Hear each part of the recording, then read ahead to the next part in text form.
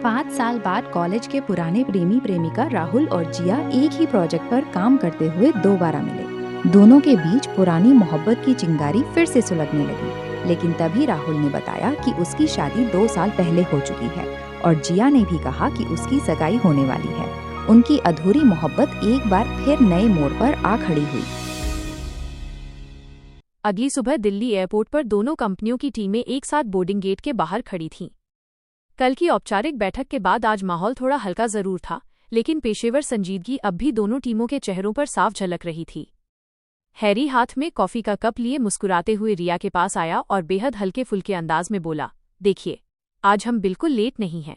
रिया भी कहाँ पीछे हटने वाली थी, उसने भी हंसते हुए पलटकर जवाब दिया, अच्छा है, लगता है आज किसी ने अलार्म सही वक्त पर लगा लिया था। उसकी बात सुनकर हैरी खिलखिलाकर हंस पड़ा, या फिर किसी की डांट का असर काम कर गया। उन दोनों की ये बातें सुनकर आसपास खड़े बाकी लोग भी अपने चेहरे की मुस्कान छुपा नहीं पाए। तभी बोर्डिंग का ऐलान हुआ और सभी लोग जल्दी जल्दी गेट की तरफ बढ़ने लगे। इसी आपाधापी में राहुल का हाथ अपनी ट्रॉली से हल्का सा टकराया और उसकी कलाई पर बंधी पुरानी घड़ी का फीता अचानक टूट गया। वो साधारण सी घड़ी बिना कोई आवाज किए चुपचाप जमीन पर गिर गई और राहुल बेखबर होकर आगे निकल गया। कुछ कदम पीछे चल रही रिया की नज़र जैसे ही उस घड़ी पर पड़ी, उसने झुककर उसे उठाया और बेहद हैरानी से जिया की तरफ देखते हुए बोली, मैडम, देखिए, ये वही घड़ी है ना जो कल राहुल सर ने पहन रखी थी। अच्छा ही हुआ टूटकर गिर गई, कहिए तो इसे कूड़ेदान में फेंक दूं? जिया ने पलक झपकते ही रिया का हाथ मजबूती से पकड़ लिया। नहीं रिया, ऐसी चीजों से किसी के एहसास और यादें जुड़ी होती हैं, वरना इतना बड़ा अधिकारी सिर्फ 200 रुपए की पुरानी घड़ी इतने सालों से क्यों संभाल कर पहनता? रिया कुछ क्षणों तक उस घड़ी को देखती रही और फिर धीरे से बोली, बात तो आपकी बिल्कुल सही है।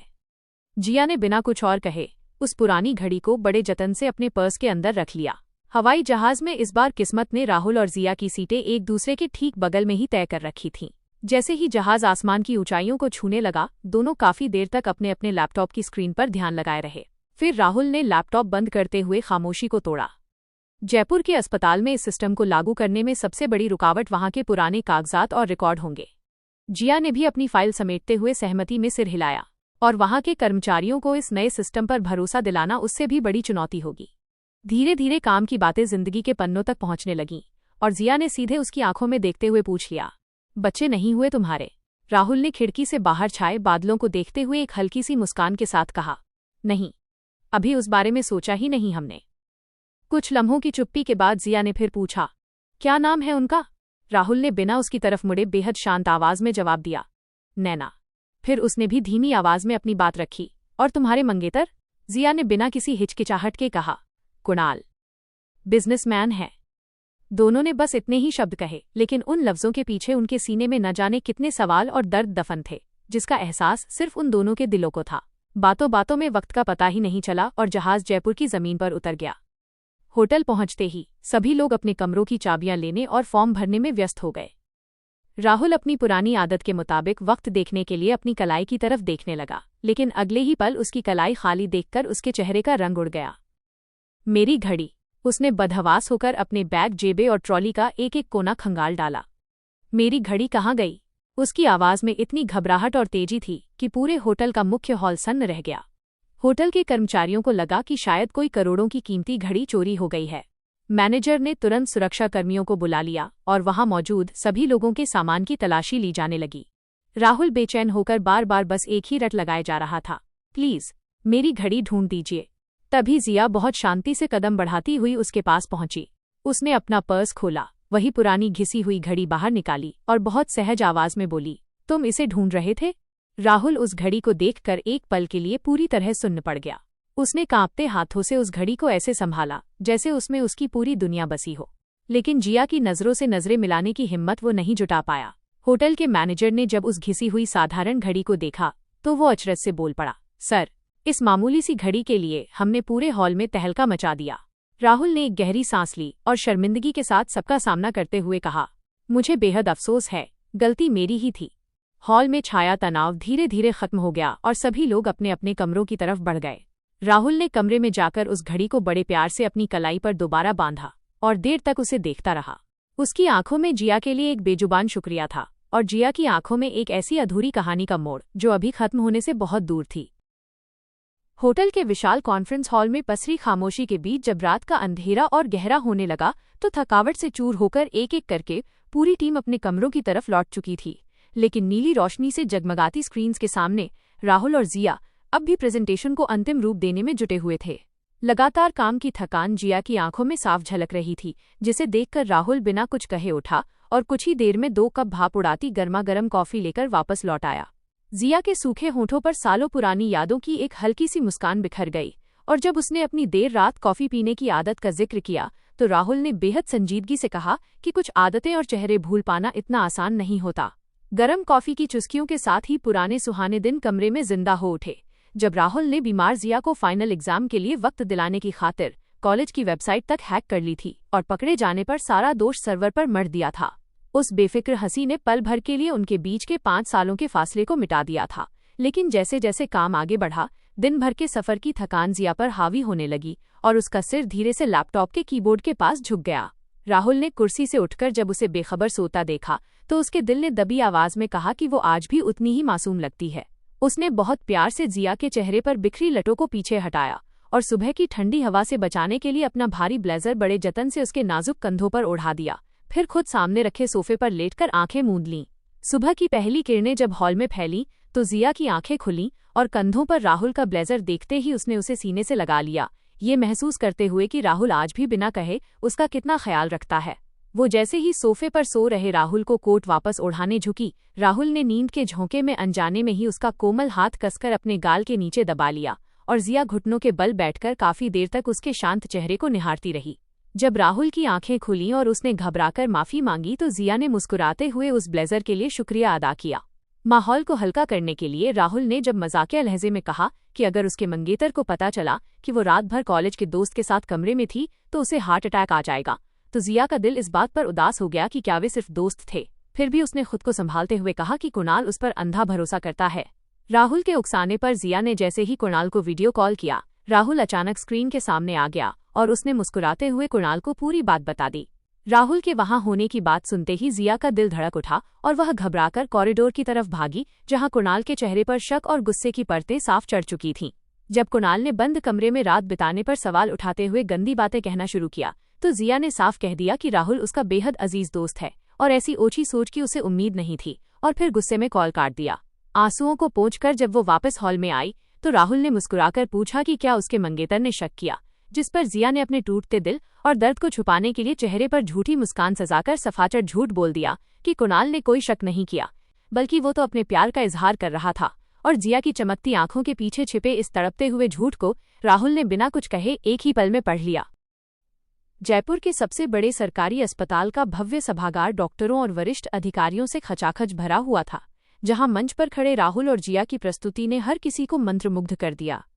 राहुल जहां सादगी से तकनीकी बारीकियों को पिरो रहा था, वहीं जिया उन जटिलताओं को व्यावहारिक भाषा में बदलकर सबकी दाद बटोर रही थी।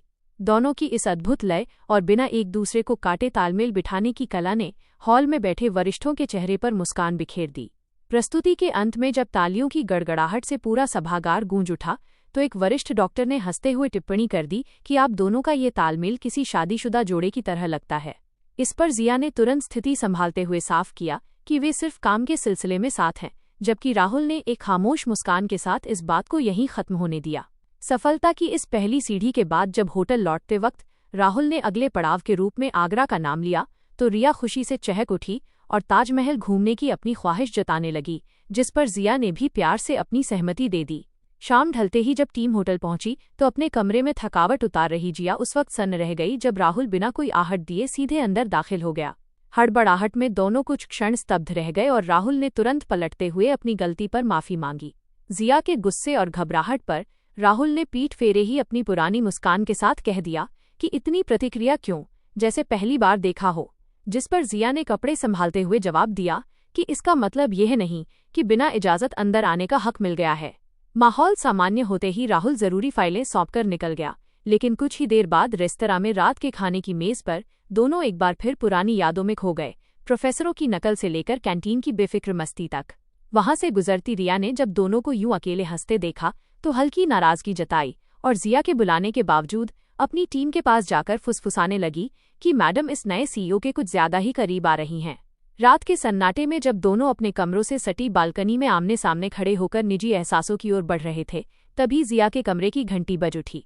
दरवाजा खोलते ही सामने खड़े कुणाल ने मुस्कुराते हुए जयपुर में अपना घर होने और सरप्राइज देने की बात कही, जिसे देखकर बाहर बालकनी में खड़ा राहुल चुपचाप अपने कमरे में लौट आया। कुछ ही देर में बंद कमरे के भीतर जिया और कुणाल के बीच बढ़ती करीबियों की आहटें और उस धुंधले शीशे के पार उभरता साया देखकर राहुल अंदर से पूरी तरह टूट गया। उसने तड़पकर अपनी नजरें फेर लीं और एक गहरी दर्द भरी सांस ली, क्योंकि जिस रिश्ते को वो पुरानी यादों के सहारे आज तक जिंदा समझ रहा था, उस काली रात में वो पहली बार पूरी तरह बिखर चुका था। होटल के सन्नाटे से भरे कमरे में जब राहुल बिस्तर पर लेटकर अपनी भारी आंखें मूंद रहा था, तो बालकनी के उस पार देखा हुआ मंजर उसके दिल को अंदर तक चीर रहा था, और उसी दर्द के साथ 5 साल पुरानी वे काली यादें उसके जहन में फिर से जिंदा होने लगीं। उस वक्त राहुल दिन रात अपने सपनों के सॉफ्टवेयर को बनाने में जुटा एक मामूली स्ट्रगलिंग डेवलपर था, जबकि जिया की एक बड़ी कॉर्पोरेट कंपनी में नौकरी लग चुकी थी और उसकी मेहनत रंग ला रही थी। एक दिन बेइंतहा खुशी से भरे जिया के फोन के बाद जब राहुल अपने छोटे से किराए के मकान से बाहर निकला, तो सामने एक चमचमाती नई गाड़ी आकर रुकी, जिसकी ड्राइविंग सीट पर मुस्कुराती जिया को देखकर वो सन्न रह गया। प्रमोशन पाकर रीजनल ऑफिसर बनने, नई गाड़ी और फ्लैट मिलने की चहकती हुई खुशखबरी सुनकर राहुल के चेहरे पर अपनी मोहब्बत की कामयाबी देखकर फक्र भरी मुस्कान तैर गई थी।